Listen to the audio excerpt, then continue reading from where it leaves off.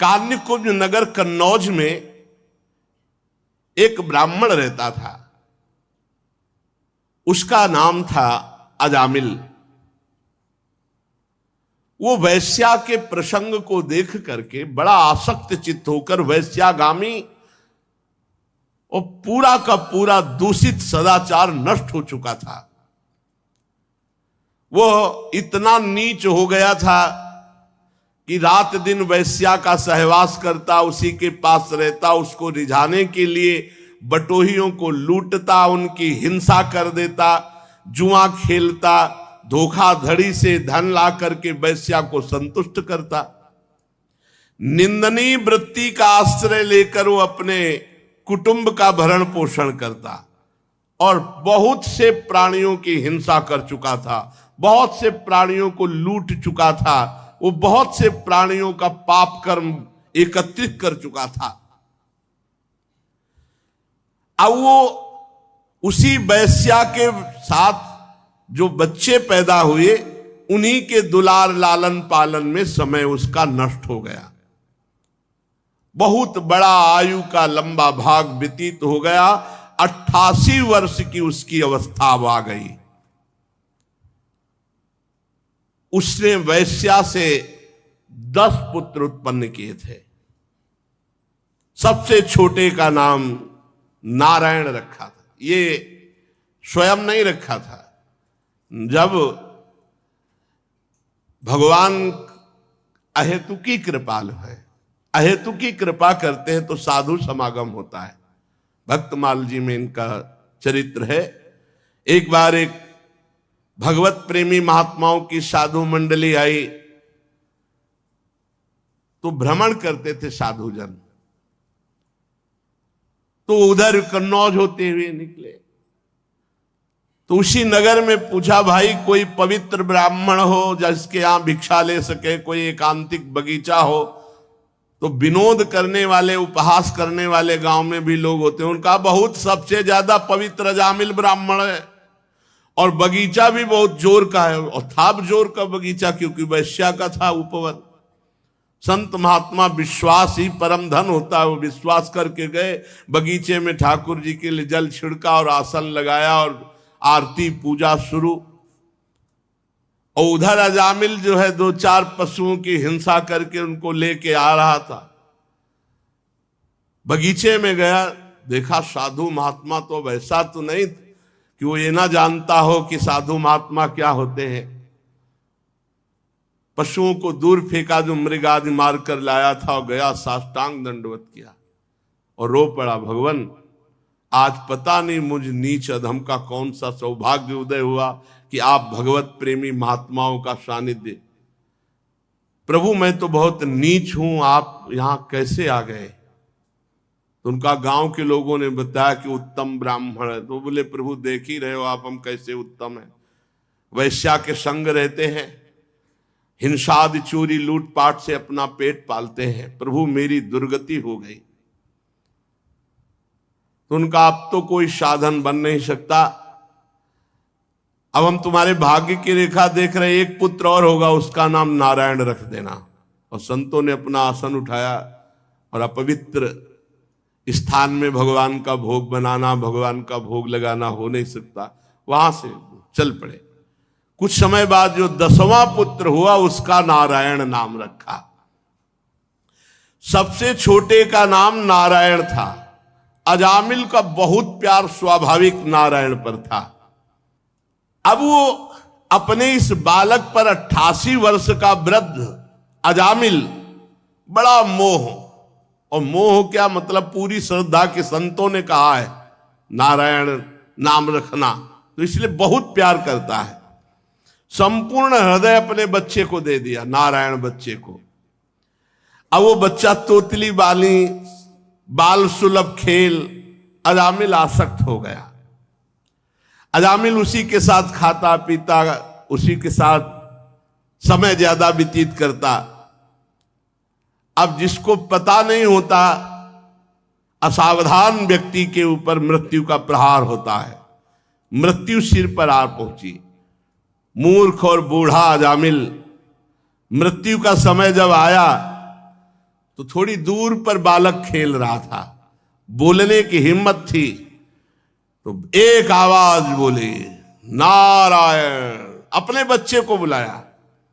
अजामिल ने देखा भयंकर यमदूत, हाथ में फांसी और टेढ़े टेढ़े भयंकर मुंह, दांत और रोए।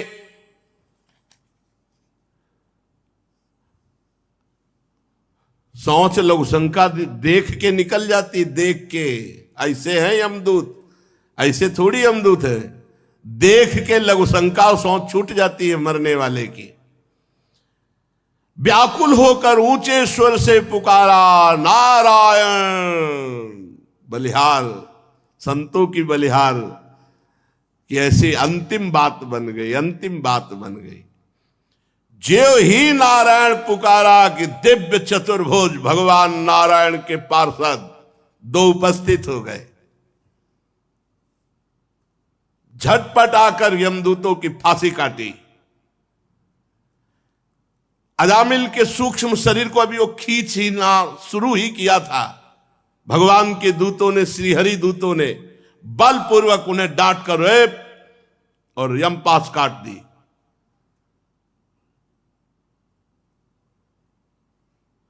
यमदूतों ने कहा, भगवान यमराज के इस धर्म विधान का निषेध करने वाले तुम कौन हो सकते हो? भगवान धर्मराज की आज्ञा का उल्लंघन कर दे, त्रिभुवन में ऐसा कोई नहीं। कौन हो आप? किसके दूत हो? कहां से आए हो? तुम क्यों रोक रहे हो इस महापापी को नरक ले जाने से? देखने में तो तुम देवता जैसे सिद्ध श्रेष्ठ दिखाई दे रहे हो। हम देख रहे हैं कि तुम्हारे कमल के समान नेत्र हैं, तुम पीले पीले रेशमी वस्त्र धारण किए, सिर पर मुकुट, कानों में कुंडल, गले में कमल हार, सबकी नवीन अवस्था, चार चार भुजाएं, सभी के कर कमलों में धनुष, तरकस, तलवार, गदा, शंख, चक्र, कमल आदि सुशोभित। तुम लोगों की अंग कांति से दिशाओं का अंधकार दूर हो रहा है। हम धर्मराज के सेवक हैं, हमें तुम लोग क्यों रोक रहे हो? यमदूतों ने जब इस प्रकार कहा तो भगवान श्री हरि के आज्ञाकारी पार्षदों ने हंसकर मेघ के समान गंभीर वाणी में उनसे कहा, यमदूतों, यदि तुम सचमुच धर्मराज के आज्ञाकारी हो तो बताओ धर्म का लक्षण क्या है? तुम यदि धर्मराज के दूत हो तो धर्म का लक्षण क्या है?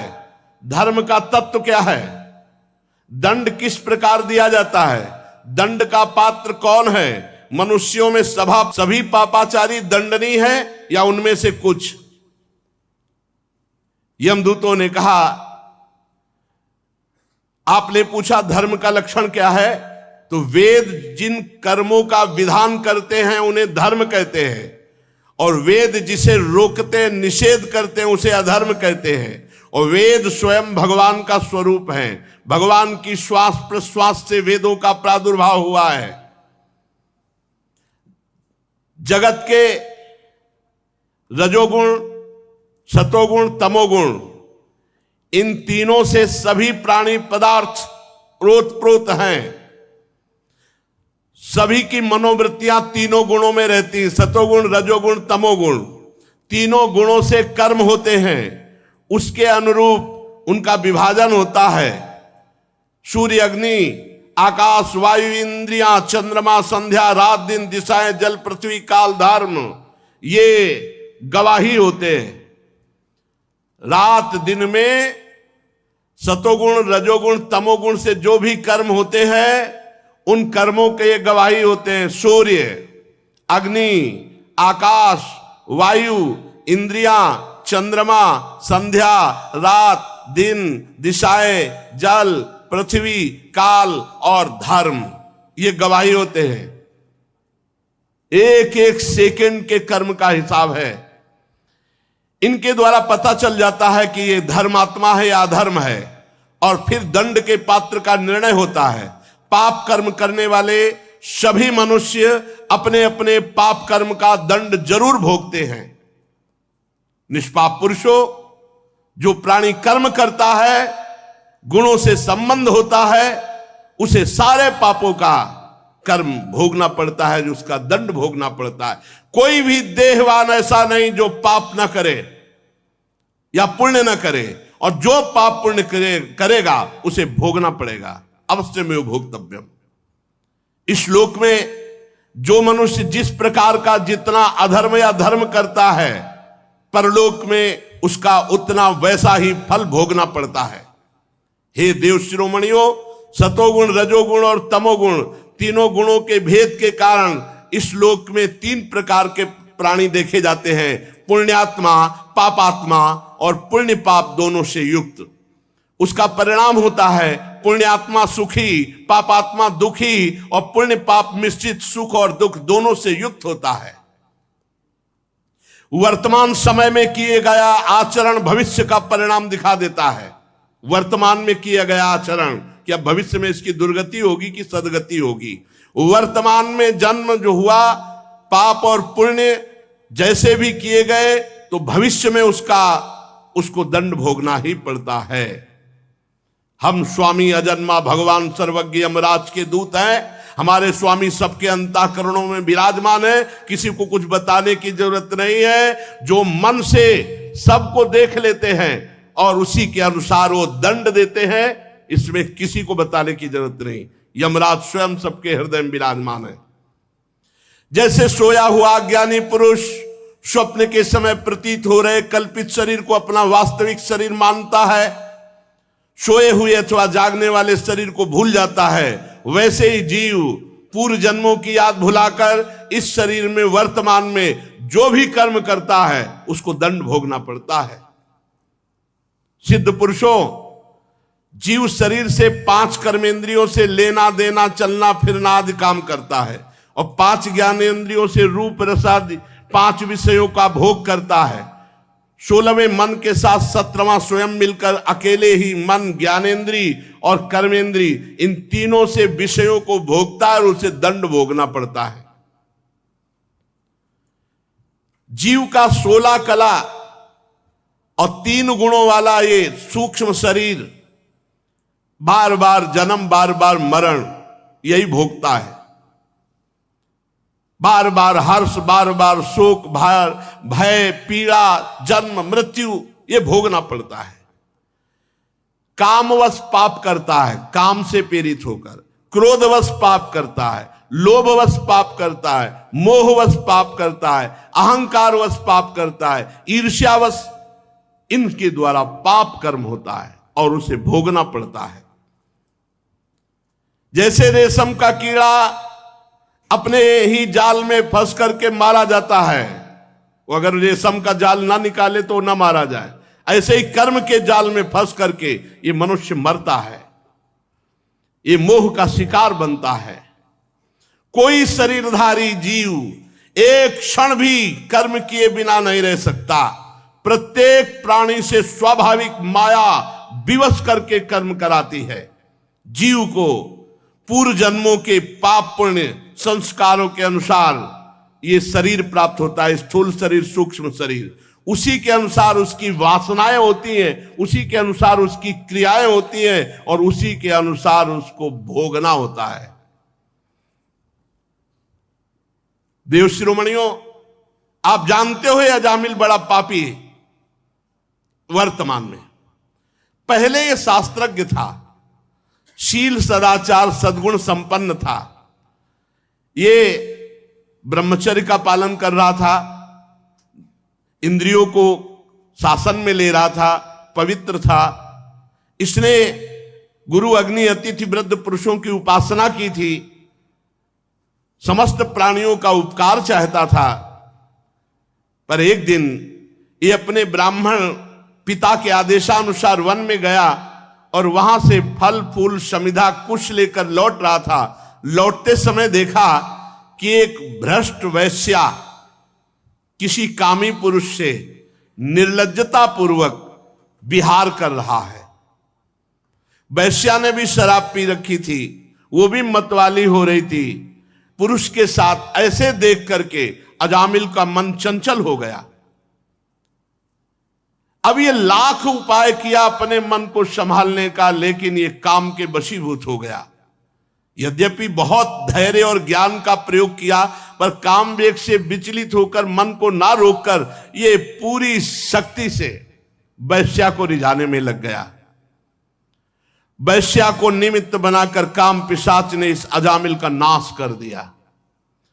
अब ये शास्त्र संबंधी सारी पवित्रता और चेष्टा मर्यादा छोड़कर वैश्या को रिझाने में लग गया। वैश्या के साथ सहवास और अपने घर की सारी संपत्ति वैश्या को दे दी। ये धर्म भ्रष्ट हो गया और वैश्या के ही पास रहने लगा।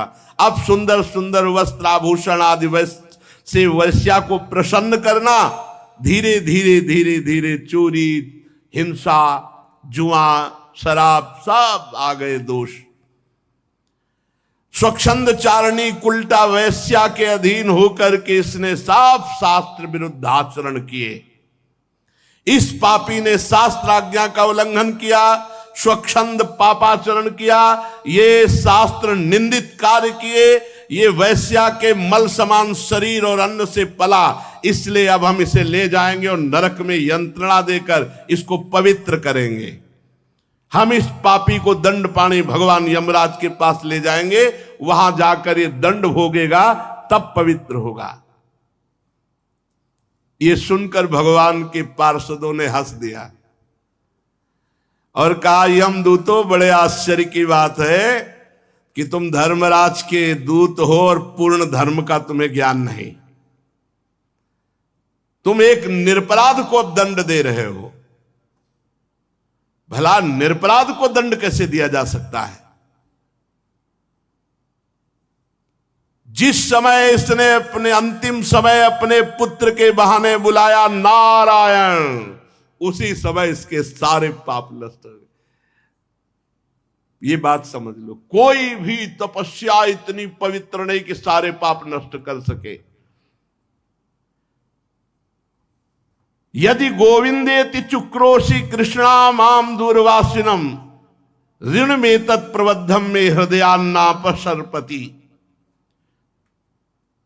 गोविंद गोविंद, चाहे जितनी दूर से गोविंद गोविंद, हरि हरि, कृष्ण कृष्ण, सब पाप नष्ट हो गए, भगवान ऋणी हो जाते हैं। साधारण धर्म का ज्ञान तुमने वर्णन किया, साधारण धर्म का ज्ञान तुम्हें नहीं। ये विश्वासघात होगा इसके साथ यदि मैं तुम्हें ले जाने दूं। यमदूतों, एक जन्म का नहीं, बस यही सब शास्त्रों की कृपा से बात आई, तभी हमारे हर प्रश्न का उत्तर नाम होता है। हर प्रश्न का उत्तर अयम ही कृत निर्वेशो जन्म कोट्यं हंसमामपि यद व्याजहार विवशो नाम स्वस्तयनम हरे। इसने मेरे हरि का नाम जब उच्चारण किया तो इस जन्म के नहीं, करोड़ करोड़ जन्मों के पापों का प्रायश्चित हो गया। अब ये भगवान के परम पद को प्राप्त होगा, 1 रुपया नहीं लगता। तुम स्नान किए हो कि नहीं किए हो, यह भी प्रश्न नहीं है। अपवित्र पवित्रो वा सर्वावस्थांगतो विवाह यह स्मरेत पुंडरीकाक्षम सवायाभ्यंतरा शुचि। हरि हरि, कृष्ण कृष्ण, राधा राधा राधा, हो गया, सब पापों का प्रायश्चित हो गया।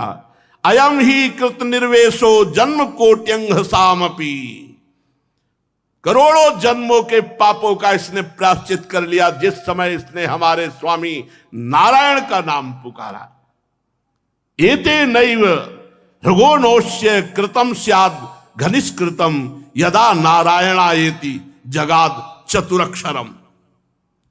जिस समय 4 अक्षर पुकारा नारायण, उसी समय ये पूर्ण निष्पाप हो गया, पूर्ण निष्पाप हो गया, समस्त पापों का प्रायश्चित कर लिया। ध्यान दो, भगवान के पार्षद बोल रहे, स्तेनः शुरापो मित्र ध्रुव ब्रह्म गुरुतल्पगः स्त्री राज पितृ गोहंता ये च पातकिनो परे सर्वेशामप्यघवता मिदमेव सुनिष्कृतम नाम व्याहरणम विष्णोर यतस्तद्विषयामति।